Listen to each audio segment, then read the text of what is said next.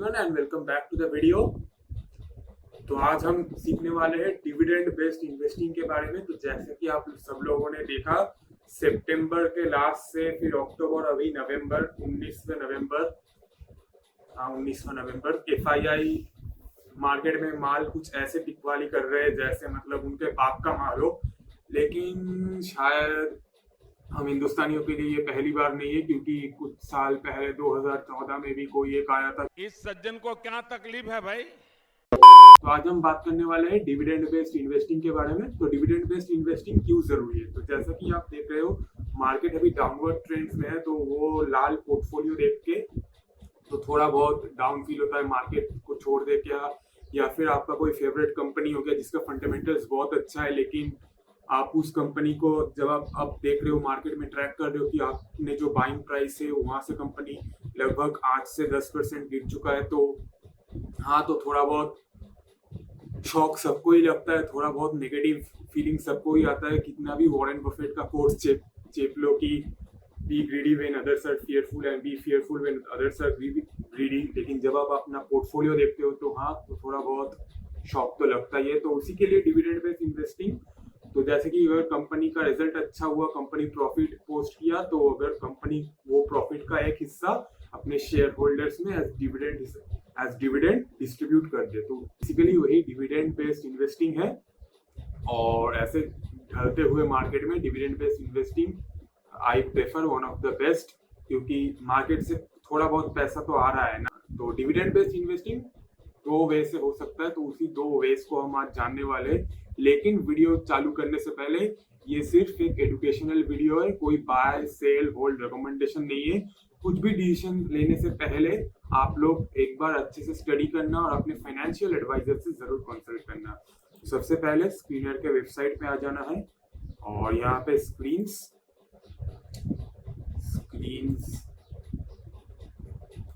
तो स्क्रीन्स में जाने के बाद क्रिएट न्यू स्क्रीनर, और यहाँ पे सबसे पहले जो है मार्केट कैपिटलाइजेशन। तो कोई छोटी कंपनी नहीं, थोड़ा बहुत बड़ा कंपनी चाहिए, क्योंकि ऐसा नहीं है कंपनी 200 करोड़ का हो, ऑपरेटर 500 करोड़ लेके आया और कंपनी कोई उड़ा ले गया। तो market capitalization greater than 1000 crore and main जो चीज है डिविडेंड यील्ड। तो डिविडेंड यील्ड कितना होना चाहिए? ये देखो, रवि डिविडेंड यील्ड 7% नहीं होता। हर चीज का थाला फॉर रीजन नहीं होता। रवि कमिट कर रहा है ग्रेटर देन 7%।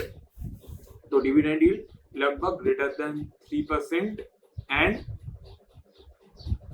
सेल्स ग्रोथ जो है, क्योंकि कंपनी का सेल्स ग्रोथ भी आना चाहिए। अगर आपने कुछ ऐसा कंपनी में इन्वेस्ट कर लिया जिसका सेल्स हर साल या फिर हर क्वार्टर डाउन जा रहा है, तो आपका जो इन्वेस्टेड कैपिटल है वो भी डीके हो जाएगा। तो जहाँ पे कैपिटल ही प्रोटेक्टेड नहीं है, तो वहां पे इन्वेस्ट करके क्या डिविडेंड कमाना है? तो वहां sales growth 3 years greater than 10। ये हो गया, ये हमारा बेसिक फिल्टर डिविडेंड इन्वेस्टमेंट का, डिविडेंड यील्ड इन्वेस्टमेंट का। और जो डिविडेंड आए आप वो शेयर मार्केट में वापस डाल सकते हो, या फिर पिज्जा खाओ यार, क्या करना इतना कंपाउंडिंग का, एक ना एक दिन तो सबको मरना ही है। तो रन दिस क्वेरी। यहाँ पे अभी स्क्रीनर हमको 33 स्टॉक्स के नाम दिखा रहा है जो कि अच्छा डिविडेंड देती है। तो सबसे पहले आ गया हमारा कोल इंडिया। यहाँ पे कुछ कंपनीज को हम स्टडी करेंगे और उस हिसाब से एनालिसिस करेंगे कि कौन सा कंपनी इन्वेस्ट करने लायक है या कौन सा कंपनी इन्वेस्ट करने लायक नहीं है। कोल इंडिया जो कंपनी है वो बेसिकली कोल सेक्टर में ऑपरेट करती है, और not only just India but world wide जो एक ट्रेंड चल रहा है green energy, renewable source of energy, हाँ वो ट्रेंड रहेगा। लेकिन इसका मतलब ये नहीं कि कोल इंडिया में कल के दिन ही ताला लग जाए। इंडिया में भी कोल के ऊपर बहुत ज्यादा निर्भर करती है अपनी एनर्जी के लिए। तो हाँ, कोल इंडिया मार्केट कैप लगभग 2 लाख करोड़ के ऊपर है, 2,54,000 करोड़। और मेरा जो मेन मोटिव है डिविडेंड यील्ड, वो 6.20% के आसपास है। और रिटर्न ऑन कैपिटल एम्प्लॉयड 63% और रिटर्न ऑन इक्विटी लगभग 52% है। और अगर आप इंडस्ट्री का भी पी देखोगे तो 19.7% है, और स्टॉक का करेंट पी 6.99% है। और अगर पेग रेशियो देखें तो वो भी 0.43 है। तो हाँ, कंपनी थोड़ा बहुत अंडर वैल्यूड तो है। और सबसे पहले हम जाएंगे क्वार्टर्स में। तो क्वार्टर्स में हमने सबसे पहले देखा 23,000 करोड़ का लगभग सेल है सितंबर 2021 में, और सितंबर 2024 में 30,000 करोड़ के ऊपर कंपनी सेल कर चुका है। तो लगभग ग्रोथ है, सेल्स में ग्रोथ है। लेकिन वही हम क्वार्टर ऑन क्वार्टर अगर हम कंपेयर करें तो सेल्स में 6,000 करोड़ का डिप आया है, और वही अगर हम ईयर ऑन ईयर कंपेयर करें तो 2,000 करोड़ का सेल्स में डिप आया है। तो हाँ, तो कंपनी का सेल्स में डिप आया है, ये बात जरूरी है, ये बात सही है। लेकिन अगर हम ओवरऑल देखें सितंबर 2021 से सितंबर 2024 तक कंपनी का अगर आप एवरेज सेल्स थोड़ा बहुत लोगे तो राउंड अबाउट 30,000 करोड़ के आसपास आ रहा है। और वही अगर हम ऑपरेटिंग प्रॉफिट मार्जिन का बात करें तो ऑपरेटिंग प्रॉफिट मार्जिन अराउंड 30% के आसपास है। नेक्स्ट जो चीज हम देखेंगे कंपनी का बैलेंस शीट। कंपनी का बैलेंस शीट में सबसे पहले रिजर्व देखिए, रिजर्व 90,000 करोड़ और उसके अगेंस्ट बोरोइंग सिर्फ 7,000 करोड़। तो हाँ, और यहाँ पे अगर आप कॉर्पोरेट एक्शंस पे जाएंगे डिविडेंड पे तो कंपनी अच्छा डिविडेंड भी दे रही है। ये कंपनी का डिविडेंड हिस्ट्री आप देख सकते हो। तो कंपनी लगभग पर शेयर अराउंड 35 to 45 50 रुपीज लगभग दे देती है dividend per share in financial year. तो ये कंपनी आप स्टडी कर सकते हो अगर आपको डिविडेंड बेस्ड इन्वेस्टिंग करना है। और कंपनी का अगर ये भी देखे फिक्स्ड एसेट्स, तो फिक्स्ड एसेट्स भी कंपनी बढ़ा रही है, कैपिटल वर्किंग प्रोग्रेस भी बढ़ा रही है। तो ये क्या इंडिकेट करता है? तो बेसिकली ये इंडिकेट करता है कंपनी कैपेक्स कर रही है, और कैपेक्स का मतलब यही होता है कि कंपनी अपने प्रोडक्शन कैपेसिटी को इंक्रीज करना चाहता है। तो कंपनी के पास शायद फ्यूचर में ऑर्डर आने वाले या फिर ऑर्डर बुक बहुत ज्यादा फिल्ड अप है। तो ये सब कहाँ देख सकते हो, कैसे ऑर्डर बुक एनालाइज करना है या फिर कंपनी का फंडामेंटल एनालिसिस कैसे पूरा करना है, अगर वो सब जानना है तो कमेंट्स में जरूर बताना। वो पूरा फंडामेंटल एनालिसिस का वीडियो चैनल पे आ जाएगा। तो ये रहा कोल इंडिया। अगर हम कोई दूसरा कंपनी देखें तो जैसे देखते हैं कैस्ट्रॉल इंडिया। तो कैस्ट्रॉल इंडिया बेसिकली क्या करती है, engage in the business of manufacturing and marketing of automotive and industrial lubricants related services. तो कंपनी बेसिकली तेल वगैरह ये सब बनाती है जो मोटर बाइक्स वगैरह में यूज होता है, और मार्केट कैप भी बहुत अच्छा है around 80,000 crore. Stock PV 20। Dividend yield जो हमारा मेन है 3.94% अराउंड 4% ये। Return on capital employed, return on equity भी बहुत अच्छा है। और यहाँ पे अगर हम क्वार्टर्स में जाएंगे तो क्वार्टर्स में सेल्स 1073 करोड़ से सिर्फ 1200 करोड़ के आसपास। तो सेल्स उतना ग्रो नहीं कर रहा है कंपनी का। तो ये अगर हम टॉप लाइन सेल्स ग्रोथ भी देखें तो अराउंड लगभग यहाँ से लगभग सितंबर 2022 से देखें तो company double digit sales growth नहीं दिखा पा रही है। तो हमारा प्राइमरी जो क्राइटेरिया था कि सेल्स ग्रोथ अच्छा होना चाहिए कंपनी का, तो सेल्स ग्रोथ यहाँ पे अच्छा नहीं है, तो इस कंपनी को मैं अभी के लिए स्किप करूंगा। तीसरा अगर हम किसी कंपनी में जाएंगे तो ये रहा BPCL. BPCL basically Bharat petroleum corporation, तो पब्लिक सेक्टर कंपनी है। तो रिफाइनिंग क्रूड ऑयल, तो बेसिकली पेट्रोल का काम करती है गाड़ी। जैसे आप अगर कोई फ्यूलिंग स्टेशन पे जाते हो तो आप देखते ही हो कि बीपीसीएल का पेट्रोल पंप है, वहां से आप तेल भरवाते हो। तो हाँ, ये इंडस्ट्री ईवी तो आ रही है, लेकिन अभी भी जो हमारा फ्यूल हमारा जो पेट्रोलियम का कार्स है उसका मार्केट भी बहुत अच्छा है। तो इंडिया में पूरे तरीके से ईवी आने में अभी टाइम लगेगा। सो हाँ, ये अभी भी ये इंडस्ट्री अच्छी इंडस्ट्री है। तो और डिविडेंड भी 7% कंपनी डिविडेंड देती है, और स्टॉक पी भी 9.40% के आसपास है। तो सबसे पहले क्वार्टरली रिजल्ट्स पे जाएंगे। 76,000 करोड़ से लगभग 102,000 करोड़, मतलब 1,02,000 करोड़ कंपनी सेल्स में ग्रो कर चुका है। टॉप लाइन सेल्स ग्रोथ भी देखे तो थोड़ा बहुत लास्ट लेकिन -6, -10, -3 कंपनी सेल्स जून 2023 से उतना अच्छा नहीं दिखा पा रही है। तो हाँ, ये कंपनी भी ना नहीं चलेगा। तो अगर हम कुछ और एनएमडीसी का हम देखें तो एनएमडीसी का बेसिकली बिजनेस क्या है, production of iron ore and along with diamond और sponge and iron, basically metal sector में काम करती है, और विंड पावर भी है कंपनी का, और ये एक नवरत्न कंपनी है। तो स्टॉक पी लगभग 10 के आसपास है, इंडस्ट्री पी 19.7, और इंटरेस्ट कवरेज रेशियो ये भी 84 के आसपास है। पेग रेशियो थोड़ा ज्यादा है, और डिविडेंड भी 3.2%। तो सबसे पहले हमको सेल्स ग्रोथ देखना है। तो क्वार्टर तो quarter on quarter sales growth, हाँ कंपनी बहुत अच्छा सेल्स ग्रोथ मेंटेन कर रही। कंपनी 6,000, सबसे पहले क्वार्टर्स में आ गए तो क्वार्टर्स में सेल्स कंपनी का जो है 6,700 करोड़ से 4,000 करोड़। क्या हो गया भाई टॉप लाइन ग्रोथ में, क्या हो गया? तो टॉप लाइन ग्रोथ में कंपनी, हाँ टॉप लाइन ग्रोथ 2023 तक कंपनी का कुछ नेगेटिव में चल रहा था, लेकिन अगर हम 2023 जून से देखें तो कंपनी 13%, फिर 20%, फिर 45%, 10%, फिर वापस 22.5। तो कंपनी अभी सेल्स इंक्रीज कर रही है। तो हाँ सेल्स तो कंपनी का बराबर है। ऑपरेटिंग प्रॉफिट मार्जिन भी अगर आप देखेंगे तो हाँ ये थोड़ा डिप आया, लेकिन कंपनी ओवरऑल अराउंड 30% का अगर हम एवरेज पर करके चले तो कंपनी 30% ऑपरेटिंग प्रॉफिट मार्जिन पे है। और सबसे पहले कंपनी का डेट देख लेते कितना है। कंपनी का बोरिंग से 4,000 करोड़, लेकिन उसके अगेंस्ट रिजर्व से 28,000 करोड़। और सेल्स भी हाँ थोड़ा बहुत टर्न अराउंड पे है।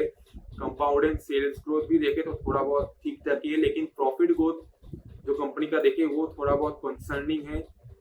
लेकिन मेरा इस पे जो बेट रहेगा, गवर्नमेंट कंपनी है, ताला तो लगने वाला है नहीं तो, और डिविडेंड भी देता रहेगा, तो इस कंपनी को आप स्टडी जरूर कर सकते हो और आपको डिविडेंड यील्ड चाहिए। नेक्स्ट कुछ अच्छा कंपनी देख लेते हैं।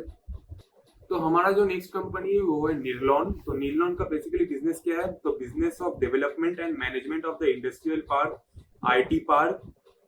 तो बेसिकली मुंबई में पार्क है आईटी पार्क, तो उसका मेंटेनेंस और डेवलपमेंट के लिए करती है। बेसिकली ये company it was a pioneer in manufacturing of synthetic yarns and industrial rubber products. However from 1988 to 2006 Nilon successfully underwent bankruptcy, restructuring Nilon। और कंपनी सबसे पहले अगर हाँ तो कंपनी सबसे पहले ये सिंथेटिक yarns और रबर प्रोडक्ट्स बनाती थी, फिर कंपनी बैंकरप्ट हो गई और फिर कंपनी का डेट का जो स्ट्रक्चर है वो रिस्ट्रक्चर किया गया और कंपनी ने नया बिजनेस चालू किया अराउंड 2006 में। तो कंपनी का फंडामेंटल्स भी जानना, मतलब कंपनी का क्या स्टोरी है वो भी जानना बहुत जरूरी है। तो आपका बेटर कन्विक्शन रहेगा कंपनी के, मतलब कंपनी के ऊपर। तो अगर कंपनी का कभी शेयर प्राइस 5-7% गिर भी गया तो आपको मोटिवेशन आएगा, हाँ मुझे पता है कंपनी इस बिजनेस में है, ये बिजनेस करती है और ये बिजनेस का ग्रोथ है, तो इसमें मैं और ज्यादा एवरेज कर सकूं। तो company basically IT park maintenance में मार्केट कैप 3,000 करोड़ के ऊपर ही है, तो थोड़ा बहुत रिस्की है, छोटा कंपनी है। रिटर्न ऑन कैपिटल एम्प्लॉयड और रिटर्न ऑन इक्विटी बहुत ही अच्छा है और डिविडेंड यील्ड भी 6.34% का है। और फिर हम चले जाएंगे क्वार्टर्स पे, तो 79 करोड़ का सेल था सितंबर 2021 में और अभी 160 करोड़ का सेल है, तो लगभग डबल कर दिया कंपनी ने सेल्स। और ऑपरेटिंग प्रॉफिट मार्जिन भी बहुत ज्यादा है, तो ऑपरेटिंग प्रॉफिट मार्जिन अराउंड 80% के ऊपर है, मतलब 80% ही है कंपनी का, लेकिन मुझे जो लगता है ये ज्यादा सस्टेनेबल शायद नहीं है। तो ऑपरेटिंग प्रॉफिट मार्जिन कभी भी डिप ले सकती है, लेकिन कंपनी का सेल्स ग्रोथ बहुत ही अच्छा है। और यहाँ पे आप sales growth, compound and profit growth ये सब देख सकते हो। और मेन चीज जो है रिजर्व 290 करोड़ के आसपास है, लेकिन उसके अगेंस्ट बोरोइंग बहुत ज्यादा है, तो कंपनी के पास डेट बहुत ज्यादा है एज कम्पेयर टू रिजर्व्स। और यहाँ पे अगर हम शेयर होल्डिंग पैटर्न पे आ जाएंगे तो शेयर होल्डिंग पैटर्न में जो चीज है, पब्लिक का होल्डिंग बढ़ रहा है क्वार्टरली बेसिस पे, वही एफआईआईज अपना माल छोड़ रहे हैं। लेकिन अच्छी बात यह है कि डीआईआई थोड़ा बहुत स्टेक इंक्रीज कर रहे हैं। और डिविडेंड हिस्ट्री में चले जाएंगे कंपनी का, कॉर्पोरेट एक्शन डिविडेंड। तो कंपनी का ये रहा डिविडेंड पेइंग आउट स्केल। तो कंपनी अच्छा डिविडेंड पे आउट कर रही है, लेकिन कंपनी में सिर्फ एक ही रेड फ्लैग है कि कंपनी का डेट ज्यादा अच्छा है। तो इस कंपनी को भी आप स्टडी कर सकते हो, क्या कंपनी का प्लान है डेट को कैसे मतलब रीपे करने का, तो ये कंपनी भी आप डिविडेंड के लिए स्टडी कर सकते हो। नेक्स्ट हम एक और कंपनी देखेंगे, हिंदुस्तान पेट्रोलियम कॉर्पोरेशन लिमिटेड। तो बेसिकली ये भी तेल भरवाने, गाड़ी में तेल भरवाने का काम में है कंपनी और 76,000 करोड़ मार्केट कैप है। Return on equity, return on capital employed भी बहुत अच्छा है। पेग रेशियो भी 1 से कम है। सबसे पहले क्वार्टर्स में जाएंगे, टॉप लाइन सेल्स ग्रोथ। तो top line sales growth 83,000 crore था, यहाँ पे 99 लगभग 1 लाख करोड़ छू चुका है कंपनी। तो सेल्स ठीक है, थोड़ा बहुत उतना तेजी से नहीं बढ़ा, लेकिन हमको पता है ये भाई गाड़ियाँ हिंदुस्तान में निकलती है, गाड़ियाँ रोज रिफ्यूलिंग होती है और इलेक्ट्रिक व्हीकल्स का पूरा कब्जा आने में अभी भी टाइम है। तो हाँ, ये कंपनी कल ताला नहीं लगने वाला है कंपनी में। तो सेल्स ग्रोथ भी थोड़ा डिसेंट ही है। फिर सबसे पहले रिजर्व 43,000 करोड़ का है, इक्विटी कैपिटल अराउंड 2,000 करोड़ का है और डेट उसके अगेंस्ट 72,000 करोड़ का है। तो हाँ, थोड़ा डेट ज्यादा है लेकिन रिजर्व भी ठीक ठाक ही है। और उसके बाद अरे ये क्या बड़ा हो गया, कंपनी के कॉर्पोरेट एक्शंस, डिविडेंड। ये रहा कंपनी का डिविडेंड। ये कंपनी भी आप लोग स्टडी कर सकते हो डिविडेंड के लिए। और जो दूसरा वे मैं बताने वाला था कि कैसे आप डिविडेंड ओरिएंटेड कंपनी को स्टडी कर सकते हो, कि अगर आप शेयर मार्केट में थोड़ा ज्यादा टाइम के लिए हो तो आपको पता होगा कुछ कुछ कंपनी जो फेमस है डिविडेंड देने के लिए। तो सबसे पहले क्या है, HCL टेक।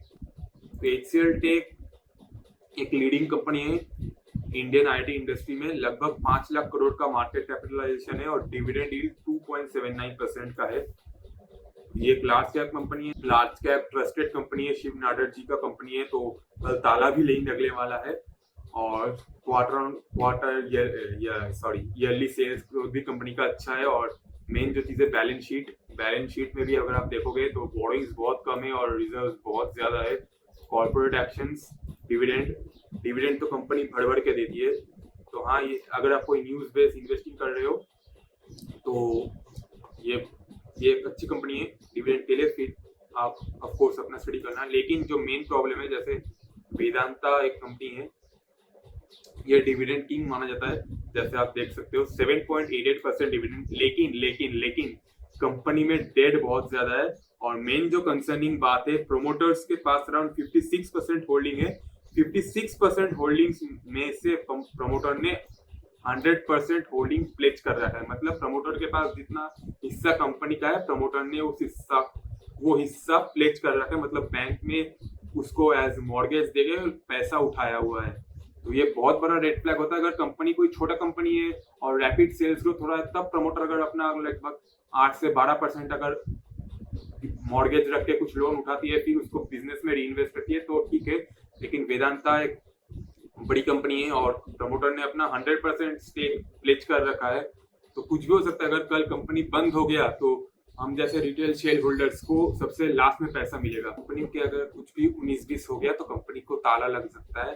लेकिन कॉल आपका है। अगर आपको इन्वेस्ट करना है डिविडेंड देख के तो आप बिल्कुल इन्वेस्ट कर सकते हो। और क्वार्टर ऑन क्वार्टर सेल्स भी कंपनी का बहुत अच्छा ही है। लेकिन आपने पहले भी बहुत सारी, येस बैंक हो गया, राइटकॉम ग्रुप हो गया, रिलायंस अनिल धीरूभाई अंबानी का ग्रुप हो गया, तो वो स्टॉक एक समय पे एकदम darling stocks of the stock market थे। लेकिन आज वो पेनी स्टॉक बन के रह गए।